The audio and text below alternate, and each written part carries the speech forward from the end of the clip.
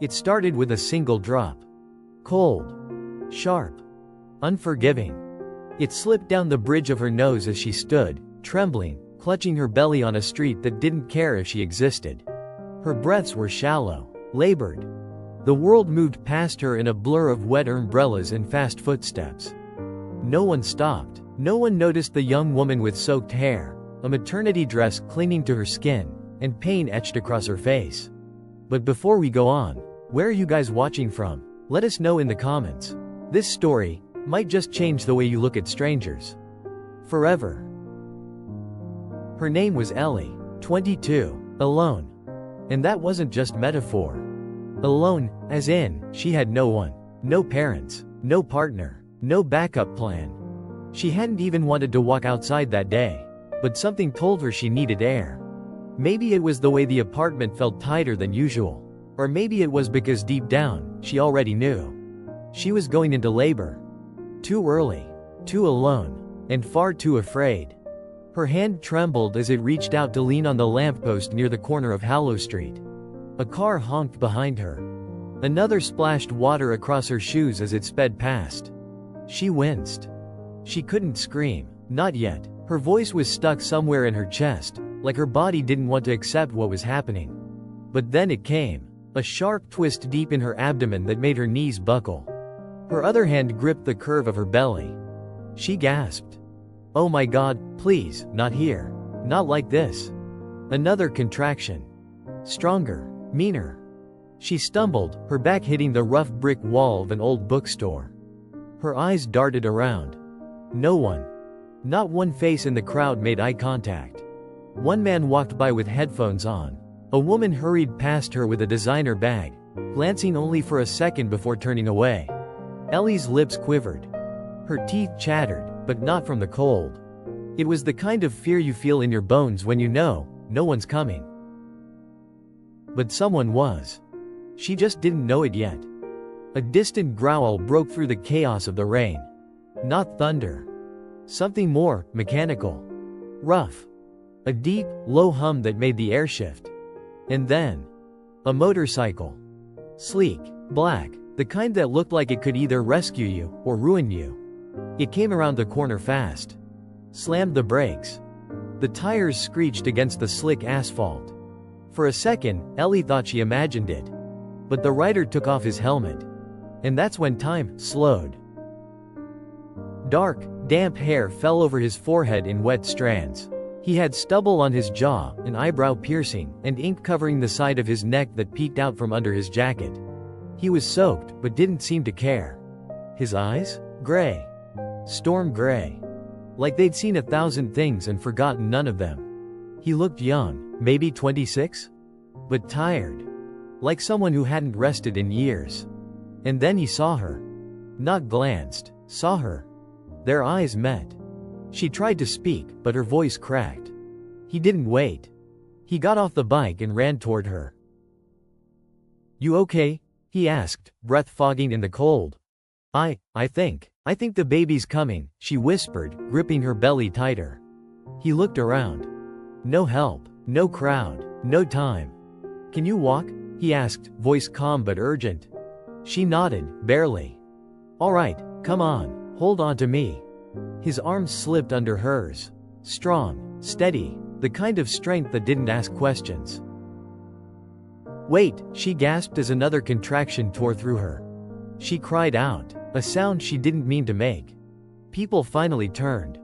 But it was too late. She was already in his arms.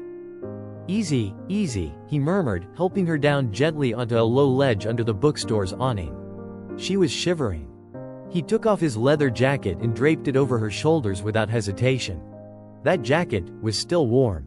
It smelled like oil, rain, and something inexplicably safe. "Name's Jax," he said, kneeling in front of her. She stared at him, lips trembling. I'm Ellie." "Okay, Ellie, we're getting you to a hospital. Hang tight, yeah?" She nodded, but winced again, another contraction sending waves of panic through her. Jax turned to look at the traffic. Frozen. A delivery truck had jackknifed across the intersection. Ambulances couldn't even get through if they tried. He looked back at her. then at the bike, then back at her. "Can you ride?" he asked. Ellie's eyes widened. "What, on the bike? Only option right now unless you want to deliver on the sidewalk." She didn't answer, but the look on her face said it all. He stood up and moved like lightning. Pulled off a small blanket from the bike's saddlebag. Laid it across the seat. Then he walked back, lifted her up, slow, careful. She gasped again, face twisted with pain, but her arms wrapped around his neck instinctively. "Breathe, that's it," he whispered. She nodded against his shoulder. And then, he swung one leg over the bike. Pulled her behind him. Told her to hold on tight. And revved the engine. The city blurred around them as they took off. Ellie couldn't think. Couldn't feel the rain anymore. Only the way her arms clung to this stranger's chest, and the roar of the bike cutting through traffic like a heartbeat that refused to give up. People turned. Horns blared. But Jax? He didn't stop. He didn't hesitate. Her voice finally broke through the wind. "Why are you helping me?" He didn't turn around. Didn't shout. He simply said, "Because no one helped my sister." From the story, she went into labor on the street. Then a tattooed biker slammed the brakes and changed everything. Faceless narration style, emotional, visual, romantic pacing. The roar beneath them was like thunder, steady, guttural, alive. Jax leaned into the throttle as the bike tore through the narrow alleys of downtown, weaving between cars and trash bins, every movement calculated, every turn sharp but controlled. Ellie gripped his waist tighter, her fingers digging into the damp fabric of his black shirt. She couldn't breathe properly, not from the pain alone, but from everything. The cold wind slicing across her cheeks. The sting of labor contractions tightening their grip. The surreal feeling of riding through the city, pregnant, shaking, with a complete stranger. A tattooed biker who'd shown up like something out of a fever dream. Her vision blurred again. Was it the rain? Or tears? She didn't even know anymore. But what she knew, without a shred of doubt, was this. He wasn't going to leave her. Not in the middle of this. Not like the others had. Almost there, he called over his shoulder, voice steady, low, grounding. She managed to nod, even though another cramp had her wincing in pain. "Just hold on a little longer, Ellie," he added. "You got this." His tone wasn't fake or coddling. It was solid, rooted in something real. Like he'd seen worse, like he'd been through worse. Flashback 15 minutes earlier. Before the bike, before the scream, before the rain had even started pouring down. Jax had just finished changing his spark plugs in the alley behind his tattoo shop. Grease under his nails, hoodie soaked in oil. It had been another quiet night, until it wasn't. He heard it. A cry. Faint, but sharp, like someone trying not to scream. At first, he thought it was just a drunk college girl. The street had plenty of those on a Thursday night. But then came the second sound. Not fear. Desperation. The kind you don't ignore. He tossed his tools down. Didn't even close the toolbox. Helmet on. Engine revved. He didn't know why he turned that corner. Didn't know why his gut twisted when he saw her. But something in him just knew. She was in trouble. And for the first time in years, Jax didn't run from it. Back to present. He took a hard right through a yellow light, tires skidding slightly. Behind him, Ellie gasped again, another contraction. This one stronger than the last. "Jax," she choked, fingers tightening around him. I don't know if I can." "You can. And you will," he said, voice slicing through the wind. That should have annoyed her. Being told what to do in the middle of this. But instead, she believed him. Because the way he said it wasn't commanding, it was reassuring. Like someone giving you a lifeline right before you drown. They reached the corner of 5th and Maple. The hospital was supposed to be 3 blocks down. Jax squinted. Blocked. A construction crane had tipped on its side. Police lights flickered in the distance. Traffic was at a complete standstill. And that's when Ellie's body gave a terrifying lurch. A gush of warmth between her legs. She froze. "No," she whispered. No, Jax, my water just broke." He didn't even curse. Didn't flinch. Just pulled the brake and slid the bike into a small loading dock behind a hardware store. "We're not gonna make it to the he muttered. He turned, saw her panic, and something deep in his chest clenched. "Ellie," he said, kneeling beside her.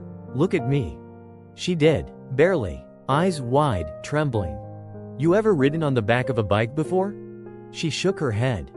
"You ever given birth in an alley?" A weak laugh. Then a sob. "Also no." He smiled. "Just a little. Cool. First time for both of us." He slipped off his hoodie and spread it across the dry part of the pavement. Then helped her off the bike, slow, gentle, like she was made of glass. "Deep breaths," he murmured, adjusting the jacket under her. She bit her lip, nodding, bracing herself against the brick wall. "You're gonna have to trust me," he said softly. She looked up at him, her eyes searching for something to hold onto.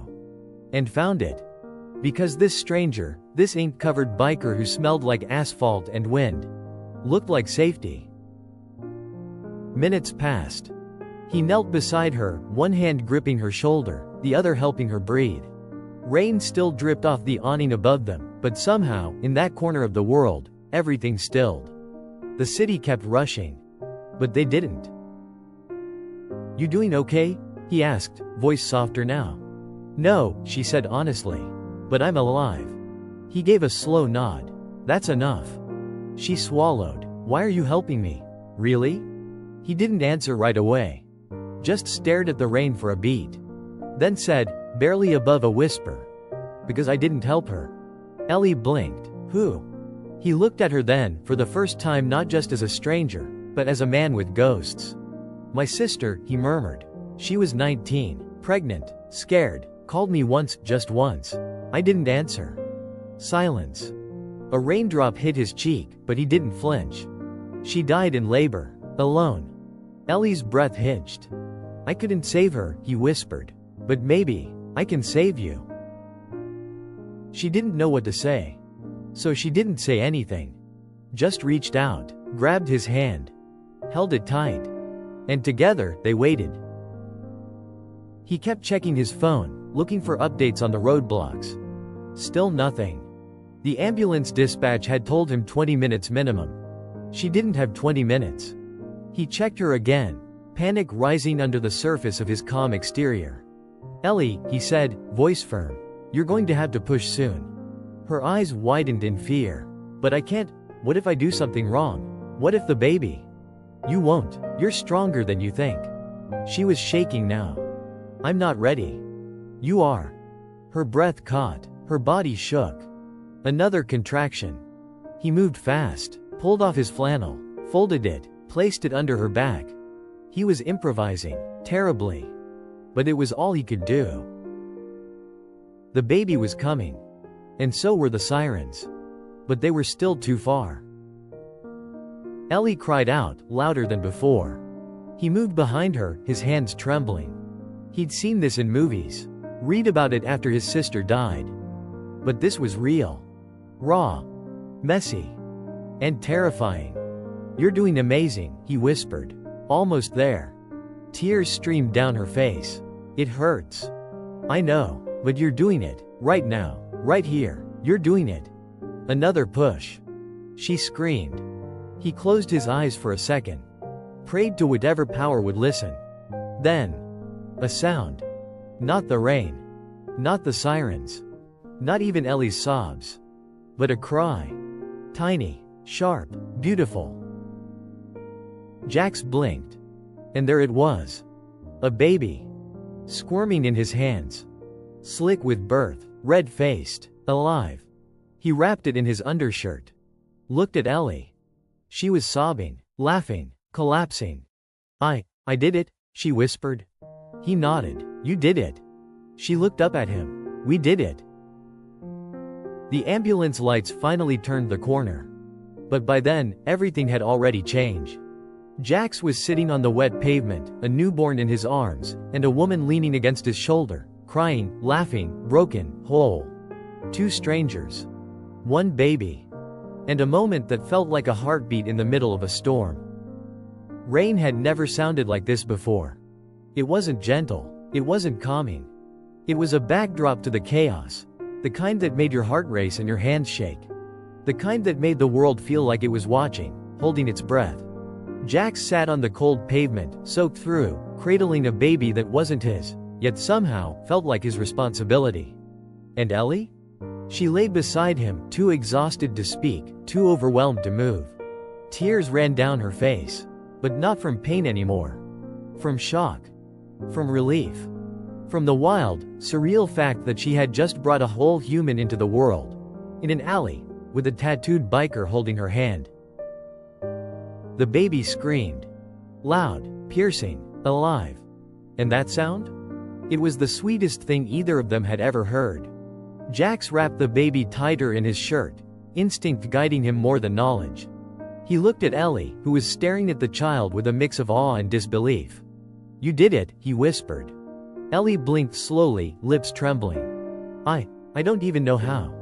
"You didn't wait for permission," Jax said softly. "You just did what had to be done." She let out a broken laugh and wiped her cheek. The baby kept crying. Jax leaned down and whispered, Hey now. You're safe, little one. No more surprises today, alright?" His voice was lower, softer, unlike the man who roared through traffic and stared down death just minutes ago. This voice? It had gentleness, history, heart. Sirens finally wailed in the background. Lights cut through the mist and rain. And within seconds, 2 paramedics were rushing toward them with stretchers and warm blankets. "Mother and newborn?" one called out. "Here," Jax said, lifting the baby slightly in his arms. "She did it. I just stood in the way of traffic." The paramedic took the baby carefully, nodding at Jax with something between respect and confusion. "First time delivering?" Jax smirked. "Yeah, 0 stars. Wouldn't recommend." They all chuckled. Ellie was lifted gently onto a stretcher, her hands still reaching out for her child. "Your baby's fine," one medic said. "Girl, healthy lungs, too." Ellie exhaled like she'd been holding her breath for 9 months straight. Inside the ambulance, warmth finally returned. Ellie's clothes were replaced with dry hospital garments. She was wrapped in layers of heated blankets. The baby was cleaned, swaddled, and placed right on her chest. The weight of her daughter. It was unreal. She looked down and touched her tiny nose, her tiny fingers. A sob caught in her throat. "I didn't think I'd make it," she whispered. "You did more than make it," the nurse said. "You made life." Outside, through the cracked ambulance doors, Jax stood next to his bike. Drenched, silent. He didn't look like a hero. But that's exactly what he was. Ellie's voice broke through the quiet. "Wait, is he coming with me?" The paramedic raised an eyebrow. "The biker?" She nodded, frantic now. "Yeah, Jax, he's the reason I'm here. He saved me. Please, just let him ride with us." There was a pause. Then the medic opened the door wider and waved Jax in. Inside the ambulance, their eyes met again. It was a different kind of look now. Not just relief. Not just gratitude. Recognition. Like they'd both just walked through fire and emerged holding something precious. The ride to the hospital was quiet, except for the sound of the baby breathing softly against Ellie's chest. Jax sat at the back, legs wide, arms folded across his soaked shirt. He stared straight ahead. Didn't say much. Didn't need to. His eyes said enough. They flicked toward Ellie once, just once, and when she smiled at him, he dropped his gaze again. Inside the hospital, a flurry of nurses swept in. Vitals, charts, IVs, a blur of latex gloves and murmured instructions. Jax was told to wait outside. He nodded, stepped back, and disappeared into the hallway like a ghost. Hours passed. Ellie slept. The baby slept. And the quiet hum of the hospital made the chaos feel like a dream. But when Ellie woke up, she looked to the chair near the window. Empty. Her heart sank. Of course he was gone. Why would a man like that stick around? She didn't even know his last name. Then she saw it. A note on the tray beside her bed. Written in thick, slanted handwriting. "Didn't want to wake you. You looked like you finally had peace. Congrats, Mama. She's perfect. Jax." And below the note? A black leather wallet. Inside, 5 crisp $100 bills. And a receipt for 2 cups of coffee from a gas station down the street. He'd paid. For everything. Ellie clutched the note, heart pounding. No phone number. No address. No way to say thank you. Just, gone. For a moment, she didn't know whether to cry again or smile. So she did both. Because it wasn't just the birth that changed her life. It was the way it happened. With a stranger. A roaring engine. A leather jacket. And a set of gray eyes that had seen too much, and still chose to care. Later that day, as nurses bustled in and congratulated her, one of them paused and asked, "So, was the biker the dad?" Ellie looked up, then down at her baby. "No," she whispered with a soft laugh. "He was just there. Lucky he showed up," the nurse said, smiling. "Yeah," Ellie murmured, rocking her daughter gently. "But I don't think luck had anything to do with it." Outside, the rain had stopped. The city had moved on. But in one hospital room, something had begun. Not just a life. Not just a chapter. But a connection neither of them would forget. 2 strangers. 1 screaming baby. And a moment that stitched their souls together, without either of them asking for it. There's something strange about silence. Not the kind you hear in an empty room. But the kind that lingers after the chaos. After the storm. After the screaming stops. That's what the hospital felt like the next morning. Too still. Too clean. Too quiet for someone who had given birth in the back of an alley just hours earlier. Ellie blinked, her eyes open, still adjusting to the fluorescent ceiling lights above her. For a second, she forgot where she was. Then she heard it. The softest sound in the world. A breath. Then another. Her daughter, asleep in the bassinet beside her bed. She smiled. Or tried to. But it came out crooked. The kind of smile that knew things would never be the same again. The nurse walked in with a warm expression and a clipboard in hand. "Good morning, sunshine," she said gently. "How are we feeling?" Ellie's voice was hoarse, like I gave birth in an alley. The nurse laughed. "Well, that's because you did." They both chuckled, then paused. Because underneath the humor was something heavy. Where was he? "Did that guy, Jax," Ellie asked suddenly. "Did he leave?" The nurse tilted her head. "Tattooed biker?" Ellie nodded. "Yeah, sweetheart. He didn't stay long after you were wheeled in. Just made sure you were stable, then said something like, 'She's in good hands,' and walked out." Ellie looked down at her baby. Bit her bottom lip. She didn't know what she expected. That he'd sit beside her bed with flowers? That he'd hold the baby like she was his? No. That wasn't Jax. But still. She couldn't stop thinking about him.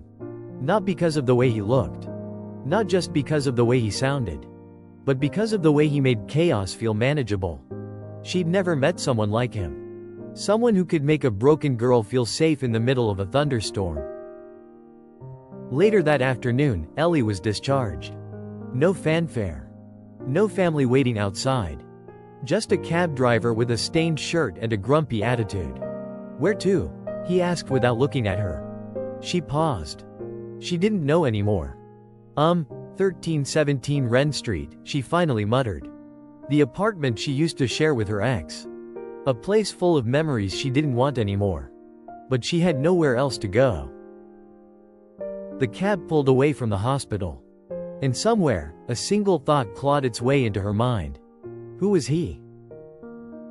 She got her answer 2 days later. Not because he called. Not because he knocked on her door. But because she saw his face. On a flyer. Posted outside a laundromat across the street. It wasn't a mugshot. It wasn't a wanted poster. It was a business card stapled to a bulletin board. Jax Monroe, custom bikes plus ink plus repairs. Her eyes widened. She stepped closer. At the bottom, a phone number. Scribbled messily in red pen. Her fingers trembled as she typed it into her phone. She didn't call. She didn't text. She just stared at the screen like it held the answers to every question she never asked. That night, after putting her baby to sleep in a borrowed bassinet, She sat on the edge of her bed and finally texted, "Hi. It's Ellie, from the alley. I have your jacket." Seconds passed. Then minutes. No reply. She sighed, locked her phone, tried to convince herself she didn't care. But 5 hours later, just after 2:14 a.m., her phone buzzed. "Jax, you kept it clean, I hope." She stared at the screen for a full minute. Then replied, "Ellie, better than clean. Still smells like motorcycle grease and misplaced heroism." Another pause. Then, "Jax, don't go romanticizing me, sweetheart. I'm just a guy who heard a scream." She smiled. And for the first time in days, it wasn't a crooked smile. It was real. The next day, she went to find him. Not because she needed anything, but because some things demand closure. Or maybe something else entirely. The shop was tucked behind a gas station on the outskirts of downtown. Simple signage, black shutters, and the faint scent of gasoline, burnt rubber, and tattoo ink wafting through the air. She walked in, clutching the baby in a wrap against her chest. A bell jingled overhead. He was there, bent over an engine block, wearing the same sleeveless shirt from the night they met. Ink crawling up both arms like vines from a haunted garden. He looked up, paused, then straightened slowly. "Ellie," he said, voice like gravel and velvet all at once. Her name sounded different when he said it. Stronger. Braver. She raised an eyebrow. "Nice place." He looked around. "It's a mess." "So am I," she said. "Kind of fitting." He cracked a half smile. Then looked down at the baby. "Is she?" "Perfect," Ellie said. "Thanks to you." He swallowed, eyes softening. "Can I?" She nodded. Gently, he reached forward and cradled the baby in his arms. His tattoos looked wild and sharp next to the newborn's soft skin. But the way he held her was nothing but tender. "She's warm," he said quietly, breathing strong. "She doesn't cry as much anymore," Ellie replied. "Only when she's hungry." He smiled down at the baby, then handed her back. Their hands brushed. Ellie blinked. "I wanted to say thank you, properly." Jax leaned against the counter, arms folded now. "You already did." She shook her head. "No, I didn't." Silence settled between them. Thick. Familiar.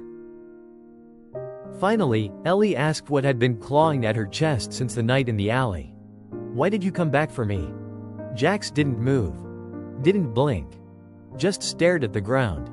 Then, after a long pause, he said, "I didn't want to watch someone die again." Ellie tilted her head. "Your sister?" He nodded. "She called me that night. I ignored it, thought she was being dramatic." He swallowed hard. "She died alone in her dorm bathroom. No one found her until the next morning." The silence this time wasn't awkward. It was sacred. "I never forgave myself," he said, voice raw. "And I don't think I ever will." Ellie took a shaky breath. "She'd be proud of you." He looked up, surprised. "You saved me," she whispered. "And her." His jaw clenched, eyes wet. And for the first time in years, Jax let himself feel something other than guilt. She reached into her bag and pulled out his leather jacket. Held it out. "I washed it, kind of." He took it gently. Ran his fingers across the collar. Then looked up. "I want you to keep it." She blinked. "What?" "You earned it," he said. "More than I ever did." Ellie smiled. "Are you always this dramatic?" He smirked. "Only with people who almost give birth on my motorcycle." They both laughed. And in that moment, it didn't matter that they were strangers. They weren't. Not anymore. "Come by sometime," he said as she turned to leave. "If you need anything." She paused in the doorway. "I don't need anything," she said softly. "But I'd like to come anyway." His smile was almost shy. Almost. And just like that, two people who had no business colliding found a way to fit into each other's story. One storm, one scream, one choice, and a name. Jax. Mornings used to be quiet. For Ellie, they started with half a cup of cheap coffee, a silent scroll through messages she no longer replied to, and the soft hum of loneliness tucked under a blanket. But this morning? This one was different. Because for the first time in a long time, she wasn't waking up alone. The sun had barely pushed through the gray sky. The blinds in her apartment hung uneven, and the radiator hissed with that familiar old building sound. Somewhere outside, a garbage truck grumbled down the street. But inside her tiny living room was the smallest, softest sound. Breathing. Not hers, but her baby's. Ellie was curled sideways on the couch, still in yesterday's hoodie, hair twisted into a lazy bun, and a burp cloth hanging off her shoulder.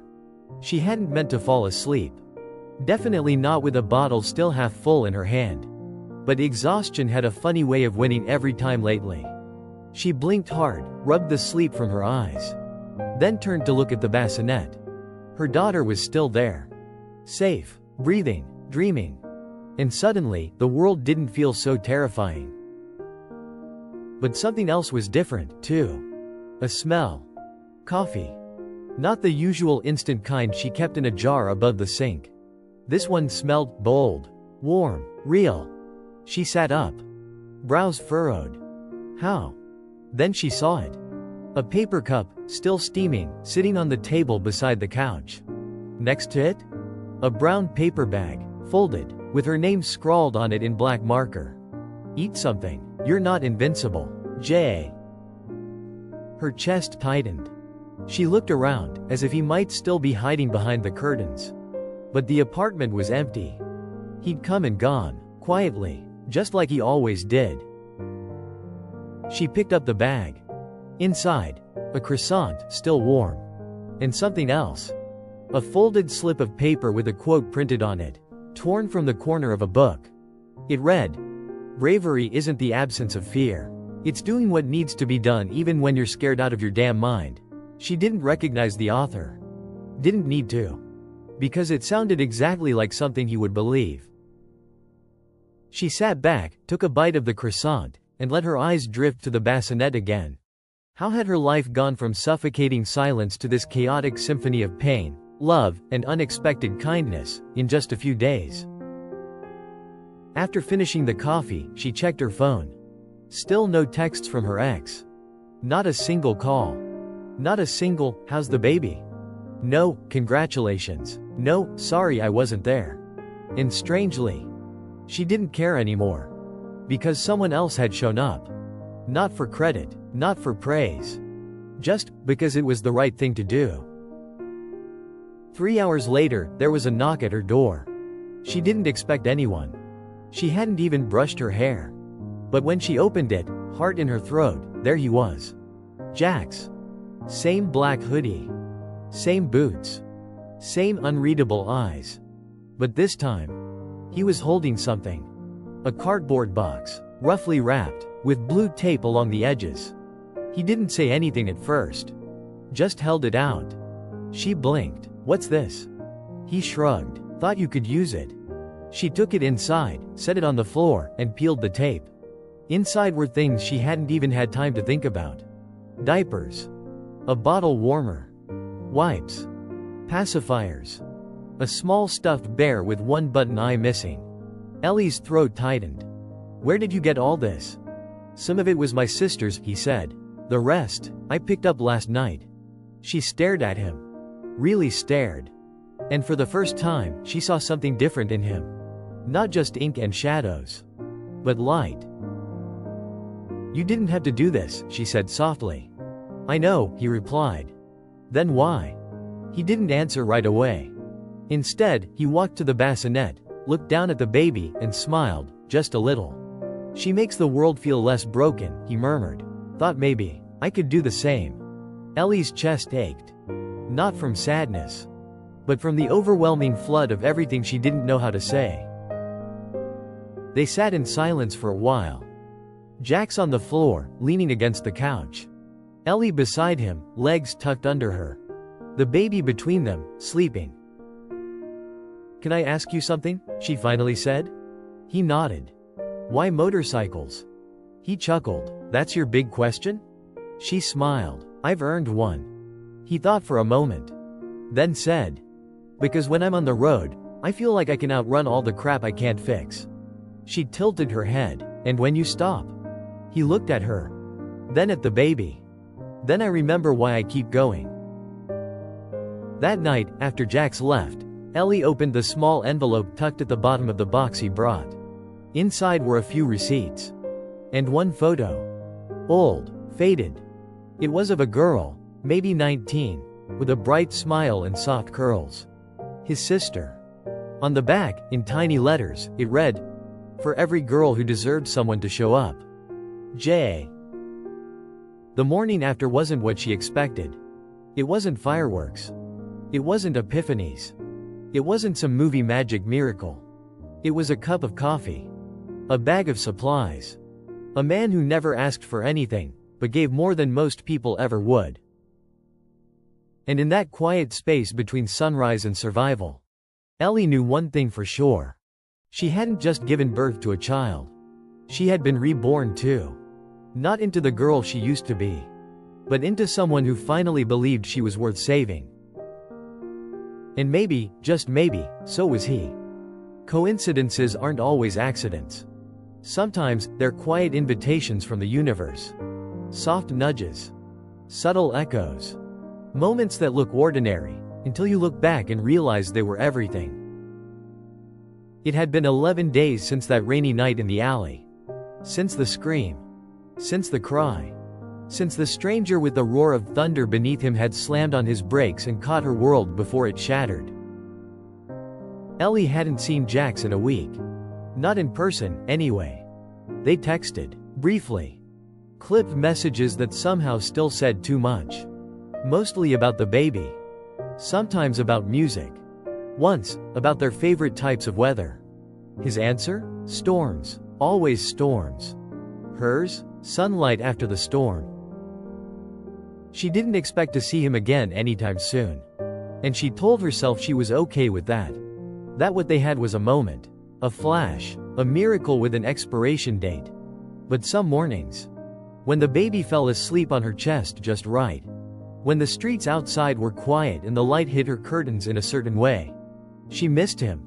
Not because he saved her, but because he made the world make sense for a second.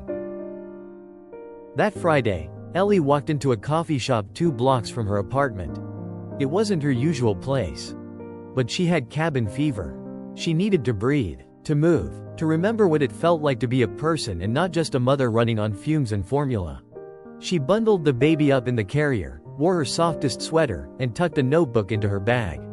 Her hands were shaking by the time she reached the door. She hadn't left the apartment without a meltdown since the hospital. But today felt different. The bell above the cafe door jingled as she stepped inside. Warm air. Vanilla, coffee, cinnamon. Jazz played softly from the corner. The baby stirred, then settled again. Ellie exhaled. She had made it. She ordered a chai latte. Tucked herself into the window seat. And for the first time in days, she breathed. Wrote. Watched the world outside without panic buzzing in her chest. She didn't even notice him at first. Not until she heard the scrape of a chair, and a voice behind her. "I didn't take you for a chai girl." She froze. Her heart actually stopped for a beat. Then she turned. And there he was. Jax. Leaning against the counter, arms folded, sleeves pushed up, tattoos inked deep into muscle and memory. Black beanie, same boots, same storm gray eyes. Ellie blinked. "I didn't take you for a coffee shop guy." He smirked. "I'm not. Just here to fix their espresso machine." She stared at him. And then, they both laughed. Like it was the most obvious, most ridiculous thing in the world. He walked over and gestured to the empty seat across from her. "Mind if I?" She shook her head. "Not at all." He sat down slowly. Looked at the baby, now sleeping peacefully against her. Then looked at her. "You look tired." She smiled. "You look like you still haven't slept." He chuckled. "Touché." There was silence. But not the awkward kind. The kind that feels like a pause between heartbeats. Like the world is waiting for something to be said, but neither of you wants to rush it. Finally, she asked, "Do you really fix espresso machines?" He shrugged. "Only for places that pay me in scones." She grinned. "Are you serious?" He pulled a folded receipt from his back pocket and showed her. 1 espresso valve repair, payment, blueberry scone and a black coffee. She laughed. Harder than she had in days. And for a second, everything inside her untangled. They sat like that for nearly an hour. Talking. Not about the baby. Not about the night everything changed. Not about the weight of trauma stitched into their skin. But about little things. What she used to do before the pregnancy. Where he learned how to draw. Her obsession with croissants. His fear of needles, despite being covered in ink. It felt like friendship. It felt like something dangerous. Because it felt too easy. Too good. Too fated. When the baby stirred again, Ellie glanced down, gently patting her back. "She probably needs to be changed," she whispered. Jax nodded, eyes still on the child. "She got a name yet?" Ellie hesitated. Then smiled. "Eden." His eyes flickered. Something shifted in his face. "Like paradise?" "More like hope," Ellie said. "A new beginning. I wanted her to have a name that felt like a fresh start." Jax's throat moved as he swallowed. "I like it." When Ellie gathered her things to leave, she expected him to wave goodbye. To nod and vanish back into the world of smoke and chrome and silence. But instead, he stood up. Reached for the diaper bag she was juggling. "I'll walk you home." She blinked. "You don't have to." "I know," he said. And just like that, he walked beside her. The air outside was crisp. Late October, the sky layered in grays. They didn't speak much. But every time she glanced over, he was still there. Like a promise she didn't ask for, but needed more than she realized. When they reached her apartment, she turned to him at the door. "Do you want to come in?" His eyebrows lifted slightly. She clarified, quickly. "Not like that. Just, I make a mean grilled cheese." He stared for a second. Then smiled. "The one weakness in my armor." Inside, she set Eden in her bassinet. Started buttering bread, heating the pan. And Jax? He sat at the tiny table. Watching her like she was the only thing worth seeing in the entire world. She caught him staring once. Raised an eyebrow. "What?" He shrugged. "You're just different when you're in your own space." She looked down. "Is that bad?" "No," he said softly. "It's good. Real." They ate in silence. Chewed. Smiled. And when the baby cried again, Jax stood up before she could. Lifted her gently. Cradled her like it was the most natural thing in the world. Ellie watched. Heart thudding. "This isn't what I expected," she whispered. He looked at her. "What did you expect?" "I don't know. Maybe for you to disappear. Like everyone else." He didn't answer right away. Just rocked Eden gently and said, "Well, I've never been great at following the script." And in that moment, as grilled cheese cooled on paper plates, and a baby hummed softly between them, Ellie realized something. This wasn't a coincidence. It was a collision. Of two broken timelines. Of two people who didn't know what they needed until the universe slammed them into each other. She looked at him. Really looked. And said, "You ever think the universe doesn't make mistakes?" He smiled. "Only when it's late and I've had too much whiskey." She laughed. He didn't. Not fully. Because deep down, they both knew. This wasn't the end of something. It was the beginning. Of something slow. Something dangerous. Something beautifully unexpected. Some rides have no map. No GPS. No signs. No voice whispering, "Turn left here." Just your heart beating like a warning bell. And the wind screaming louder than your thoughts. That's how Jax felt. The engine beneath him roared down the highway. But inside? He was completely silent. The kind of silence you carry after something good happens, and you're terrified it won't last. The kind that creeps in when you're afraid to hope. Afraid to want. Afraid to be something more than what your past says you're allowed to be. He hadn't seen Ellie in 5 days. 5 days since grilled cheese on mismatched plates. Since Eden fell asleep on his chest. Since he'd caught himself picturing things, dangerous things. Like Sunday mornings with tiny socks on the floor and soft music in the background. He hadn't meant to stay that long. But he did. Because the way she looked at him made him feel like he could rewrite the story he thought was carved into his skin. But hope, for Jax, always came with a catch. Because hope was what got you hurt. Hope was what told his sister to call that night, and wait, and believe someone would show up. Hope was what made him answer too late. So now? Now he ran. Not from Ellie. Not from Eden. But from the version of himself he was scared to become. The one that stays. Back in her apartment, Ellie sat on the floor of the nursery that wasn't quite a nursery. Just a crib, a rocking chair, and a pile of unfolded baby clothes. She checked her phone again. Still no text. No, sorry, been swamped. No, let's hang soon. Nothing. Her thumb hovered over his contact. Jax. No emojis, no heart. Just letters. Sharp and simple. Like the man himself. She stared for a while. Then typed. You okay? Waited. Watched the typing bubble appear. Then vanish. Then appear again. Then, nothing. That night, she stood by the window with Eden against her chest, watching headlights blur past like memories she wasn't ready to deal with. And all she could think was, maybe I made this up. Maybe I was just another soft place for him to land until the road called him again. The next morning, she finally got a reply. But it wasn't what she expected. Jax. Might be gone a while. Got some jobs out west. Needed a reset. You're doing good. Keep doing good. Jay. That was it. No, I'll be back. No, I miss you. No, tell Eden I said hi. Just a goodbye dressed up like a checklist. Ellie dropped her phone. Literally. It hit the kitchen floor with a clatter that startled the baby. She bent down slowly, picked it up, and whispered to herself. Of course. The next few days felt like déjà vu. Waking up alone. Feeding the baby, burping her, bathing her.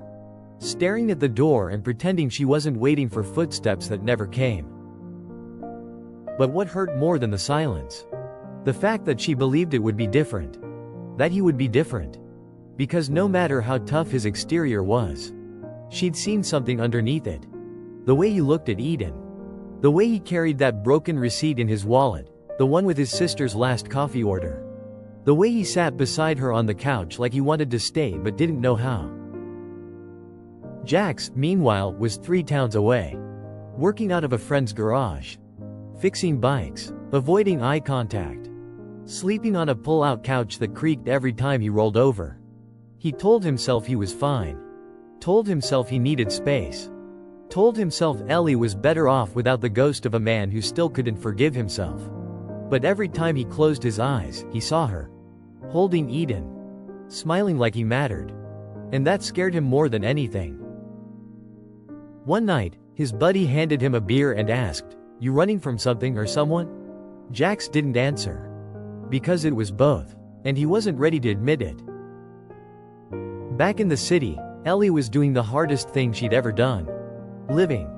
Without answers. Without closure. Without the boy who didn't even realize he was becoming her safe place. Then one night, while organizing Eden's clothes, she found the bear. The one Jax had left in the box. One eye missing, fur slightly matted. And something tugged at her. She flipped it over. Found a faded tag barely hanging on. She squinted and read the initials inked in black marker. KM. It wasn't his sister's name. It was his mother's.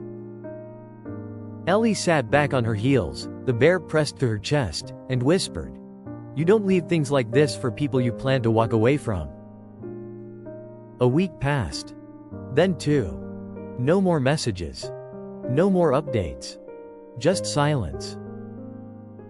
And then, one morning, the doorbell rang. Ellie, bleary-eyed and holding Eden with one arm, opened it expecting a package.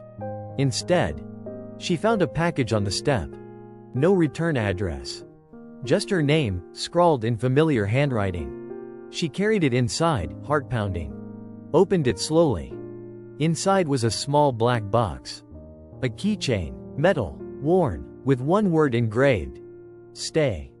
And beneath it, a sticky note. Just 2 lines. If I'm gonna try, it'll be for you too. No name. No signature. But she didn't need one. Her hands trembled. Not because she didn't know what it meant, but because she did. He wasn't ready. Not yet. Maybe not for a long time. But for the first time, he wanted to be. And that was enough. Because some rides? They don't end with a finish line. They don't come with a map. They just ask you to hold on. Breathe through the sharp turns.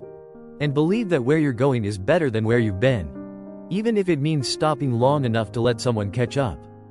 Closure is a myth. We wait for it like some kind of miracle. A moment when the past apologizes. When it all suddenly makes sense. When the people who broke us come back and explain why. But most of the time, they just come back. Uninvited. Unchanged. And never, ever alone. Ellie was folding laundry on the couch when it happened. Eden was asleep beside her, one chubby hand curled into a fist, the other half tucked under her cheek. The apartment smelled like lavender dryer sheets and formula powder. It was quiet. Too quiet. Which is why the knock at the door felt like a gunshot. 3 slow knocks. Not rushed. Not hesitant. Just steady. Deliberate. She wasn't expecting anyone. Not Jax. Not the landlord. Not the girl upstairs who always borrowed sugar but never returned the measuring cup. She peeked through the peephole. And felt the blood drain from her face. It was him. Liam. Her ex. The man who had helped make Eden. Then vanished before her first kick. Before the doctor's diagnosis. Before the ultrasound photo even had time to curl at the corners. He was standing there, arms crossed, designer jacket zipped halfway, expression unreadable. And beside him? A woman. Blonde. Tall. Clutching a purse like it was the only thing holding her together. Ellie's heart dropped. She opened the door slowly. Didn't speak. Didn't blink. Just waited. Liam cleared his throat. Hey. She said nothing. He gestured toward the woman beside him. This is Jenna. Still, Ellie stayed silent. Liam shoved his hands in his pockets, rocking on his heels. I figured it was time I showed up. I know I should've. Why are you here? Ellie cut in, voice like glass. Liam blinked. She wasn't angry. She wasn't crying. She was cold. And that shook him more than if she had screamed. I wanted to meet her, he said. Her? Ellie repeated, folding her arms. You mean your daughter? Jenna shifted awkwardly. She's asleep, Ellie added. And I don't let strangers near her when she's peaceful. Jenna tried to smile. We didn't mean to intrude. Liam just. Ellie turned sharply toward her. I didn't ask you. The tension wrapped around them like smoke. Liam took a breath. I know I wasn't there. I know I left when things got hard. No, Ellie said. You left when I needed you. There's a difference. He flinched. Jenna put a hand on his arm. Maybe we should come back later. No, Ellie said. Now's fine. Let's rip the bandage. She stepped aside, just enough for Liam to peer inside. Jenna didn't move. Ellie noticed. You're not coming in. Jenna blinked. Excuse me? You're not her family, Ellie said calmly. You're not even my friend. I'm his partner, Jenna replied, jaw tightening. Then be supportive from the hallway, Ellie shot back. Because this isn't your moment. Liam walked in slowly. Stared around the apartment like he expected to see pictures of himself on the walls. There were none. Just Eden, everywhere. Photos taped above the changing table. Onesies hanging to dry, tiny socks with unicorns on them. It smelled like baby powder and fresh survival. He spotted the bassinet. moved toward it. But Ellie stepped in front of him. "You don't get to look at her like that." "Like what?" he whispered. "Like you earned it." He paused, then said the one thing she never expected him to. "I want to be involved." She tilted her head. "Now? I've changed." She laughed. Actually laughed. But it wasn't warm. It was the kind that scraped the edges of her ribs. "You mean Jenna changed you?" He looked down. Didn't answer. "You left me," Ellie said, voice low, "when the test turned pink. When the doctor used the word complications. When I was too scared to move and too sick to sleep. I was overwhelmed," he said. She stared at him. "Do you know what it's like to be overwhelmed with a baby inside you and no one beside you?" For a second, neither of them spoke. The room felt full. Not with noise, but with the ghost of everything they never said. Finally, he asked, "Does she know about me?" Ellie shook her head. "She's not even 3 months old. All she knows is warmth and milk and my heartbeat. She doesn't know your name. And honestly, I don't think she needs to." Then she added, almost as an afterthought, "She has someone." Liam blinked. "What?" She didn't elaborate. Didn't say his name. Didn't say Jack's. Just looked him in the eyes and said, "Someone who didn't have to be convinced." A long silence followed. Liam glanced back toward the door. Jenna was still waiting outside. "You're really not going to let me be a part of this?" he asked, voice cracking. Ellie took a deep breath. "I didn't say that." Hope flickered in his eyes. "I said you had to earn it." That flicker dimmed. "Show up, stay consistent, prove that she's more than a guilt trip." He nodded. "I will." She opened the door. "Start by walking away now. And next time, come alone." He paused. Looked at Jenna. Then back at Ellie. "Okay." And just like that, he left. Ellie stood in the doorway a long time after they were gone. Letting the cold air kiss her cheeks. Letting the weight of old wounds press gently against her ribs. She didn't cry. Didn't collapse. Just turned back inside. And whispered to the baby still dreaming, "You deserve more than what broke me." That night, after Eden was asleep and the dishes were done, she sat on the floor with her phone. Stared at Jax's contact. Still no word. But her heart felt different. Not empty. Not abandoned. Just waiting. And not for Liam. Not anymore. Because sometimes, the person who breaks you returns only to remind you how far you've come. And the one who stays quiet? Who slips a keychain into your mailbox with nothing but hope etched into it? That's the one you wait for. Every tattoo tells a story. But not all stories are meant to be read. Some are stitched into skin like armor. Some are warnings. And some are quiet little screams that no one ever hears. Jax never talked about his ink. People asked, always. Cashiers, strangers at gas stations, curious girls in coffee shops. "What does that one mean? Did it hurt? Is that your sister's name?" But he'd just shrug. Smile that tight, practiced smile. And say, "Just a piece of the ride." Ellie had asked once. Back when they sat on her floor with grilled cheese crumbs between them and Eden snoring like a kitten beside her bottle. She pointed to the black wolf on his forearm, running beneath the moon. And asked, gently, "What's that one?" He didn't answer right away. Just pulled his sleeve down and said, "It's complicated." And she didn't press. Because the way his shoulders tensed told her more than any words could. But now? Now everything was different. Because Jax had returned. Not with a text. Not with a knock. But with a note slipped under her door. "If you want to know, I'm ready to tell you. Tomorrow, 6 p.m. Old Train Bridge." It wasn't romantic. It wasn't poetic. But her hands shook when she read it. Because he wasn't the kind of man who explained himself. He was the kind who disappeared. The kind who showed up when it mattered and vanished when it hurt. And now, he was inviting her into the places he'd buried. She left Eden with her neighbor. Put on a hoodie and sneakers. And walked. Heart racing. Palms sweating. The old train bridge was abandoned. Covered in graffiti. Nature reclaiming its edges with vines and rust. Jax was already there. leaning against the railing. Black hoodie, denim vest, hands in his pockets. When he saw her, he smiled softly. Not wide. Not forced. Just real. "You came," he said. "You asked," she replied. They stood there for a moment. Wind whispering between them. Trains passing far below. Time holding its breath. Then, he rolled up his sleeves, exposing every inch of ink he'd once kept hidden. And began. "This," he said, tapping the wolf, "was my sister's favorite animal. Said they were loyal to the end. Said they protect their own." Ellie nodded slowly.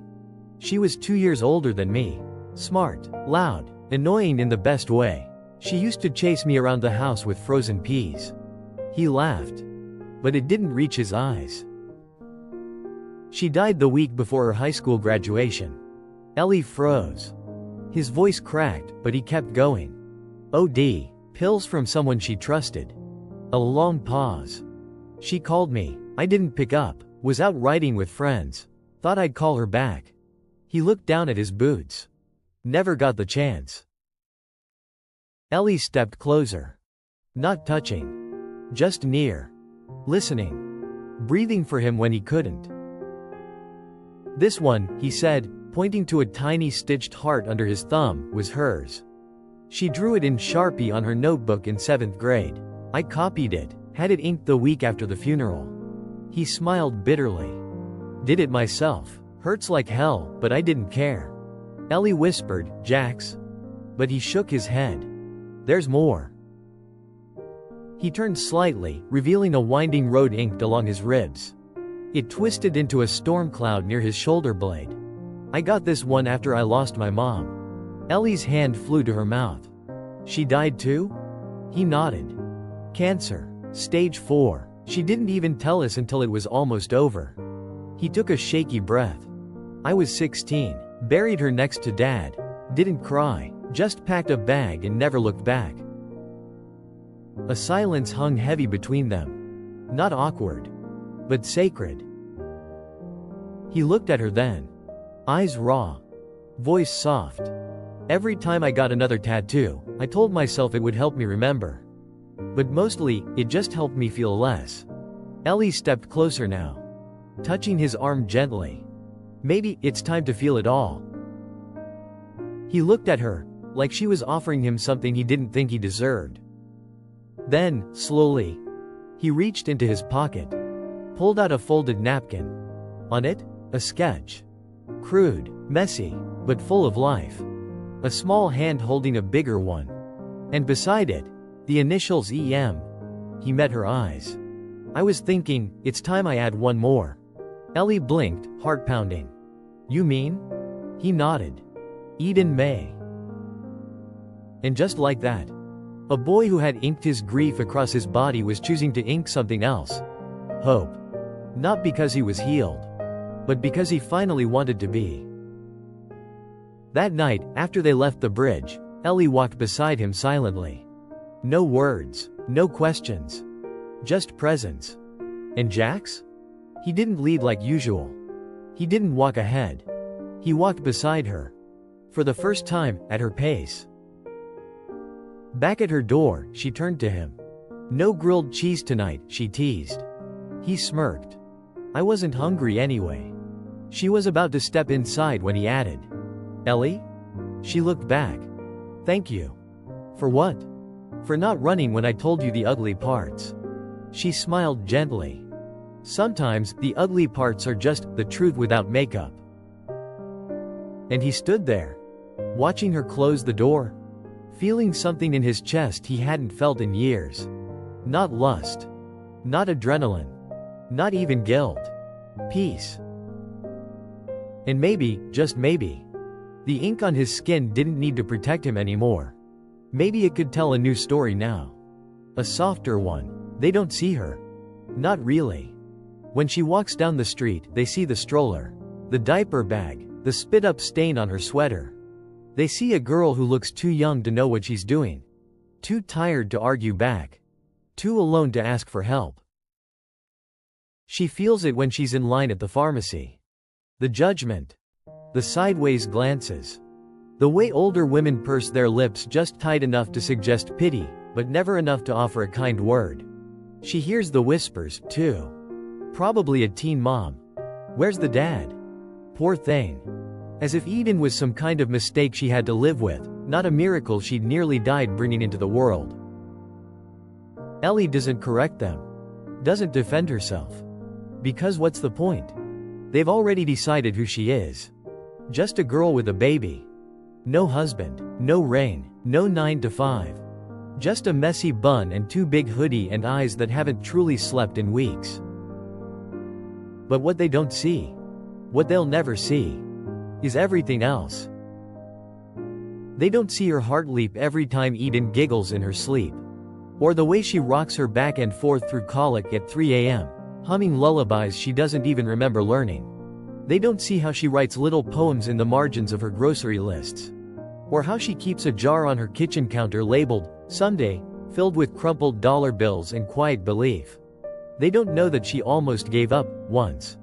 That she stood in front of a clinic, one hand on her stomach, the other on the door handle. That she turned around when Eden kicked. Just once. Like she was saying, "I'm here." No. They don't see any of that. To them, she is no more than a girl with a baby. But Jax? He sees. He sees the way her lip quivers when she talks about her old piano. Sees the way her fingers fidget when she's holding in something big. He sees the tired behind her smile. The tremble in her laugh. He sees the woman behind the label. The first time he says it, she doesn't believe him. They're on the couch. Eden is between them, finally asleep after an hour of teething chaos.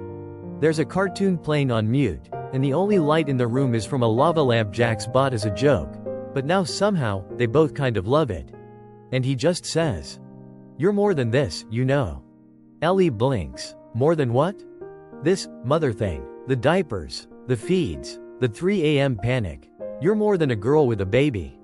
She looks at him then. Eyes wide, heart loud. "I don't feel like more," she whispers. "I know," he says. "But I see it anyway." She doesn't cry. Not yet. But something in her chest cracks open.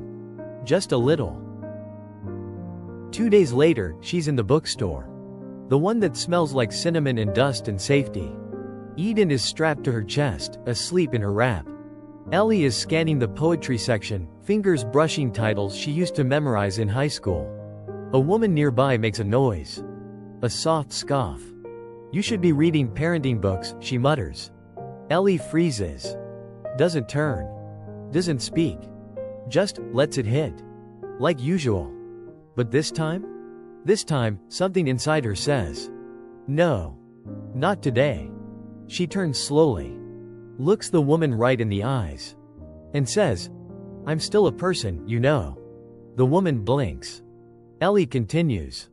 "I still have a brain. A heart. Dreams. Just because I have a baby doesn't mean I'm not allowed to be anything else." The woman opens her mouth.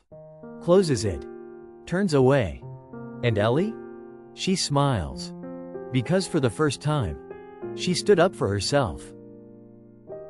That night, she tells Jax. And he grins. "You finally saw what I've been seeing." She blushes. Still not used to believing it. He leans closer. "Well, get used to it." But of course, not everything's a victory. Some days still suck. Some days she forgets who she was before the stretch marks and lullabies. She misses the version of her that stayed up writing poetry on the fire escape. The one who laughed too loud at horror movies and danced barefoot in thunderstorms. The girl who didn't have to be brave all the time. One night, she tells Jax about her old dreams. The bookstore she wanted to open. The little coffee corner she'd imagined. Used books. Handwritten quotes. Free story time for kids on Tuesdays.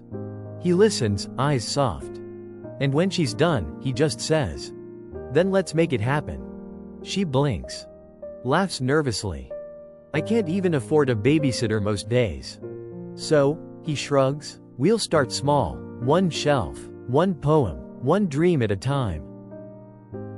And just like that, hope slips in again. uninvited, unapologetic.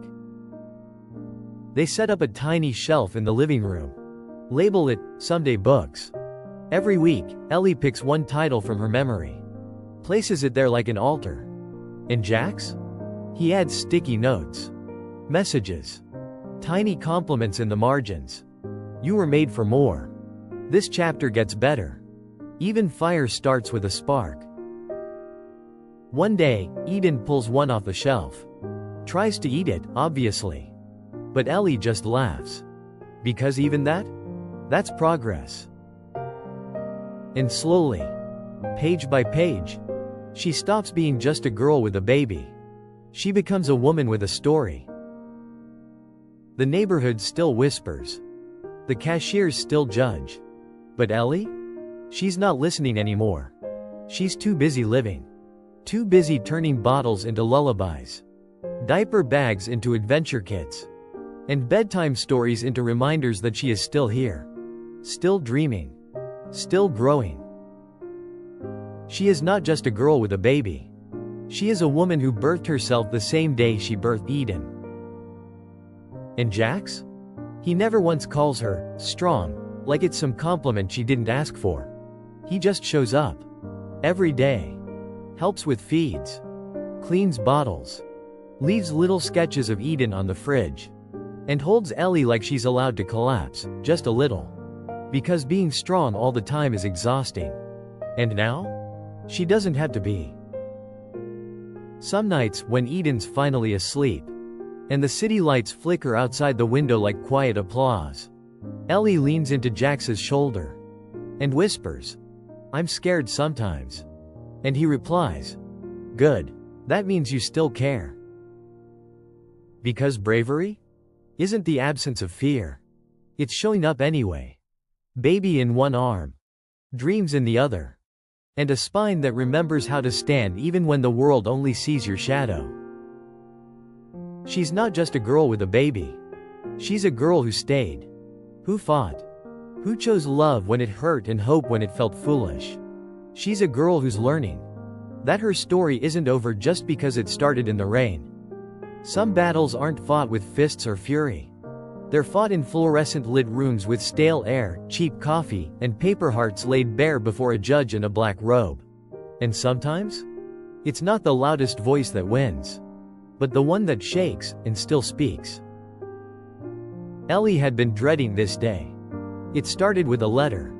No warning, no knock, just a folded envelope wedged between junk mail and Eden's pediatrician postcard. From the desk of Liam Carter, attorney at law. Not his handwriting. Not his words. But his intent? Clear. He wanted custody. Jax found her on the bathroom floor, knees tucked to her chest, the letter crumpled beside her like a bomb that had already gone off. She didn't cry. Didn't scream. She just stared ahead, voice flat. He's trying to take her. Jax crouched beside her. He won't. She blinked. You don't know that. He didn't reply. Because she was right. He didn't. The next few weeks passed in a blur of appointments and affidavits. Ellie borrowed legal books from the library. She filed her paperwork with trembling hands and waited outside offices that smelled like panic and old secrets. She couldn't afford a lawyer. So she became one. At least, she tried. Meanwhile, Liam played the part. Suits, smirks, a polished smile that didn't reach his eyes. He submitted a packet of evidence to the court. Ellie's single status.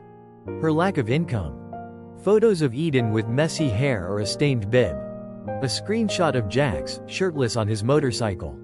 Captioned, "This is who she leaves my daughter with." Ellie didn't break. But she bent. Badly. Jax watched it happen in slow motion. He offered to leave, said she didn't need the extra baggage. And she nearly let him. Nearly. But one night, when Eden was asleep and Ellie was curled up on the couch, Jax walked in carrying a manila envelope. "I got something," he said. She looked up, wary. He dropped the envelope on the table. She opened it slowly. Inside? A background check. His. Clean. No dues, no criminal record. Not even a parking ticket. But that wasn't all. There was also a copy of his work logs. All the jobs he'd been picking up under the table to help with Eden's formula and her medicine. She stared at him. I thought you said you didn't want the court in your business. He shrugged. I changed my mind. Then softer. You're not fighting this alone. The day of the hearing arrived. The courthouse smelled like anxiety and floor wax. Ellie wore the nicest dress she owned. Jax wore a black button-up and boots he'd polished 3 times that morning. Liam showed up with Jenna at his side, in heels too high and eyes too smug. Eden stayed with the neighbor. The judge, a silver-haired woman with tired eyes, called the room to order. And the war began. Liam's lawyer was sharp. Smiling but slicing. Your Honor, we are simply requesting joint custody to ensure the father's presence in the child's life. Ellie tried to breathe. But the air was thick. She clutched her notes. Waited for her turn. The judge turned to her. Miss Monroe, do you have representation? Ellie stood. Cleared her throat. No, Your Honor, I'm representing myself. A few people in the back shifted. Liam's lawyer smiled like it was a game already won. But Ellie? Ellie held her ground. She spoke clearly. Not loud. But real. She talked about Eden's birth. About how Liam never came. About the nights of fever and teething and fear. About the time Jax drove across town at 2 a.m. just to bring Pedialyte because the pharmacy was closed. She handed in photos. Receipts. Witness statements from her neighbor. Then Jax stood. Your Honor, he said, voice low but steady, I'm not Eden's blood. I know that, but I've been in her life. I've fed her, held her, rocked her through colic. I've watched this woman survive when everyone else left. He looked at Liam. And then back at the judge. I've made a lot of mistakes. But walking away from them isn't one of them. Liam's lawyer jumped in. Mr. Kincaid, are you aware of your public image? Your tattoos? Your motorcycle club affiliation? Jax smiled. Then unbuttoned his cuff. Rolled up his sleeve. And showed the courtroom his newest ink. A tiny handprint, right over his heart. With the initials EM. I'm not her dad on paper, he said. But I love her like one. The judge sat in silence for a long time. Then she spoke. Custody is not about who looks better on paper. It's about who shows up. Who stays. Who puts the child first. She looked at Liam. You abandoned your daughter for nearly a year. That cannot be erased with a suit and a signature. She turned to Ellie. You've been Eden's primary caregiver since day one. You've built stability. You've sought support. And then, to everyone. I hereby grant Miss Monroe full legal and physical custody of Eden May Monroe. Visitation rights for Mr. Carter may be considered at a later date, upon completion of parenting courses and court-approved counseling. Ellie's knees nearly gave out. But Jax caught her. Held her hand under the table. Not in celebration. Not in triumph. Just in relief. Outside the courthouse, Liam tried to catch up. Ellie, wait. She turned. And for the first time, she didn't flinch. Don't come back unless you're ready to grow up. He opened his mouth. Closed it. And walked away. This time? For good.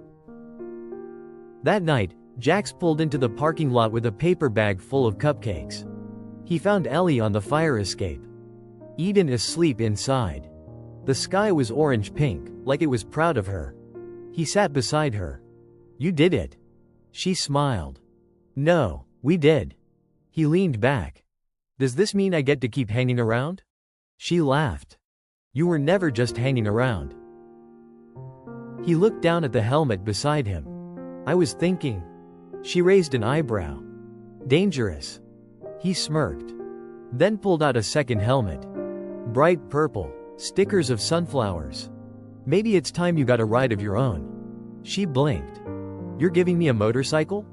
He nodded. Not giving, sharing. We'll take turns. She grinned. You know I can't drive one. He bumped her shoulder. Then I'll teach you. Because sometimes? Conviction doesn't come from a courtroom. It comes from standing beside someone. Even when their whole world is falling apart. Even when yours is, too. Ellie wasn't just a girl with a baby anymore. She was a mother with full custody. A woman who stood up in court. And didn't blink. And Jax? He wasn't just a biker anymore. He was a man who had proven, in every way that mattered, that showing up is more powerful than blood. Some gestures don't come with fireworks. No orchestra. No big Instagram reveal. Sometimes they arrive in silence. Wrapped in cardboard and quiet intention. Like a crib left in the hallway. And a tiny velvet box hiding in the back pocket of a leather jacket. It had been 3 weeks since the custody hearing. The kind of weeks that passed in blinks. Eden had learned to grab her toes and squeal at the ceiling. Ellie had learned how to breathe again without waiting for something to go wrong. Jax? He'd learned the rhythm of their life. The baby cries, the bottle warm-ups, the grocery lists written on napkins. And the way Ellie smiled when she thought no one was looking. Like maybe, just maybe, she wasn't surviving anymore. She was living.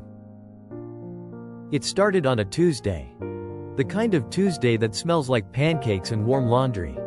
Ellie was folding Eden's clothes on the couch when she heard a strange thumping noise in the hallway. Followed by a grunt. Then a muttered curse.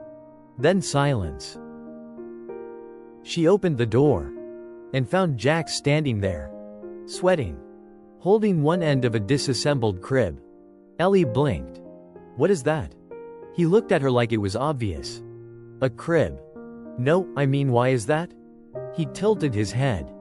For Eden, she's growing, outgrowing that bassinet. Figured it was time. She narrowed her eyes. You don't even live here. He paused. Then shrugged. Yeah, about that. They built it together. It took 3 hours. 1 argument. 2 YouTube tutorials. And half a pizza. But when it was done, they stood there in silence. Staring at it like it was a monument. The room felt warmer. Not just because of the sunlight pouring through the curtains. But because suddenly, it wasn't just her space anymore. It was theirs. Later that night, while Eden snored softly in her new crib, Ellie found Jax sitting on the floor, back against the wall, eyes closed. She slid down beside him. Rested her head on his shoulder. They didn't speak for a while. Then, she whispered. You didn't have to buy that. He opened one eye. I know. Then why did you? He turned his head just enough to look at her. Because she deserves better. A beat passed. And so do you. She didn't respond. Not with words. Just reached for his hand. And squeezed. The next day, he disappeared. No text. No call. Just gone. Ellie tried not to panic. Tried not to spiral. But by sunset, her thoughts were screaming. Was it too much? Was the crib some kind of last gift? Was he backing away? She sat on the floor of Eden's room, watching her sleep. Wondering how long it would take before the pain felt familiar again. Then came the knock. Soft. Familiar. She opened the door, and there he was. Holding a small brown paper bag. And grinning like a kid who just pulled off a magic trick. I come bearing snacks and secrets. She blinked, caught off guard. What kind of secrets? He held up the bag. In here? Cookies, obviously. Then he tapped his chest. But in here? He paused. And pulled something from his pocket. Not a cookie. Not a receipt. But a tiny black velvet box. Ellie's breath caught. Her heart forgot how to beat. Jax didn't get down on one knee. Didn't make a speech. He just held the box out. Like he was offering her a map back to herself. I didn't know what kind of girl you were, he said. Didn't know if you believed in this kind of thing. If you wanted it. If you even needed it. She stared at him. Still frozen. Still blinking like maybe this was a dream. But I knew one thing, he continued. You make me want to build something. Not escape. Not run. Build. He opened the box. Inside? A ring. Simple. Gold. No diamonds, no flash. Just real. Steady. Like the man holding it. I don't want to be just a biker who showed up once, he said. I want to be the man who stays. Who carries Eden when your arms are tired? Who holds you when your past tries to crawl back in? He swallowed hard. I want to be family, not a chapter. Ellie didn't cry. Forever doesn't always arrive with fireworks. Sometimes, it rumbles in on 3 wheels. With chipped paint, 2 helmets. And a baby seat that took hours to install, backward, forward, and sideways, before they gave up and asked the neighbor for help. It started with a whisper. A quiet, what if, over burnt toast and apple slices. Ellie had been scrolling her phone, Eden in her lap, Jax pouring cereal into a mug because apparently bowls were for the week. And in the middle of that nothing moment, she looked up and said, "What if we left the city?" Jax froze. Mid-pour. Left? Ellie shrugged, eyes soft. Not forever. Just a weekend, somewhere with trees, air that doesn't taste like taxi exhaust. Jax set down the cereal. Walked over. Kissed the top of Eden's head. Then smiled. I'll get the oil changed. 3 days later, it was packed. Diapers, bottles, snacks. A wrinkled flannel Ellie insisted was her lucky road trip shirt. And a motorcycle. With a sidecar. Yes, a sidecar. Bright red, slightly dented, seatbelt included. Eden squealed the first time she sat in it. Her little arms reaching for the sky like she already knew what freedom tasted like. The plan was simple. No plans. No schedules. Just follow the road until the trees got thick, and the silence got soft enough to hear your own heartbeat. And so they rode. Through sleepy towns and forgotten highways. Past cornfields and gas stations with $1 coffee and old men who whistled at Eden's sun hat. They stopped at a diner shaped like a jukebox. Got pancakes bigger than the plate. Eden smeared syrup on her nose. Ellie laughed so hard she cried. And Jax? He just watched them both. Like someone staring at a dream he never thought he'd wake up inside. They found a cabin tucked behind a lake. It wasn't fancy.